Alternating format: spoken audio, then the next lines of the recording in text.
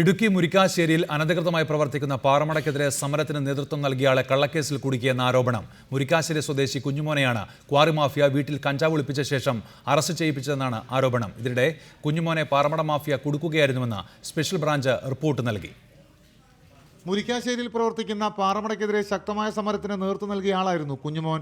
ഹൈക്കോടതി ഉത്തരവ് പോലും ലംഘിച്ചു പ്രവർത്തിക്കുന്ന ഈ പാറമടയ്ക്കെതിരെ സമരം നടത്തിയതിന്റെ പേരിൽ കുഞ്ഞുമോനെതിരെ ഭീഷണിയും നിലനിന്നിരുന്നു. ക്വാറി മാഫിയയുടെ ഭീഷണിയുള്ളതിനാൽ കുഞ്ഞുമോനും കുടുംബവും ബന്ധുവീടുകളിലായിരുന്നു അന്തി ഉറങ്ങിയിരുന്നത്. ഇതിനിടയിലാണ് വീട്ടിൽ കഞ്ചാവ് സൂക്ഷിച്ചതിന്റെ പേരിൽ നർക്കോട്ടിക് സംഘം ഇന്നലെ കുഞ്ഞുമോനെ അറസ്റ്റ് ചെയ്തത്. ആളില്ലാത്ത സമയത്ത് ഓടിളക്കി വീടിനുള്ളിൽ കഞ്ചാവ് വെക്കുകയായിരുന്നുവെന്ന് കുഞ്ഞുമോന്റെ ഭാര്യ ലിസി പറയുന്നു. അങ്ങനെ കള്ളക്കേസ് കൊടുക്കുന്ന ഇവർ നേരത്തെ ഭീഷണി ഉണ്ടായിരുന്നു, കൊന്നുകളയും, വരാങ്ങണ്ട സിറ്റിയിലുള്ള വെട്ടിക്കൊല്ലും, ഇങ്ങനെയൊക്കെ ഒത്തിരി ഭീഷണികളുണ്ടായിരുന്നു. ഞങ്ങൾ ഇങ്ങനെയൊക്കെ ചെയ്യാൻ ഞങ്ങളോട് ചോദിക്കാൻ ആരുമില്ല എന്നുള്ള രീതിയിൽ അവർ പറഞ്ഞിരിക്കുന്നത്. അതുകൊണ്ട് എൻ്റെ അച്ഛനെ ഞങ്ങളെ ഇവർ കുടിക്കുന്നത് തന്നെ കള്ളക്കേസിൽ പ്രതിയാക്കാൻ വേണ്ടിയിട്ട് എൻ്റെ അച്ഛനെ. കുഞ്ഞുമോന്റെ വീട്ടിൽ നിന്നും 695 ഗ്രാം കഞ്ചാവാണ് കണ്ടെടുത്തിട്ടുള്ളത്.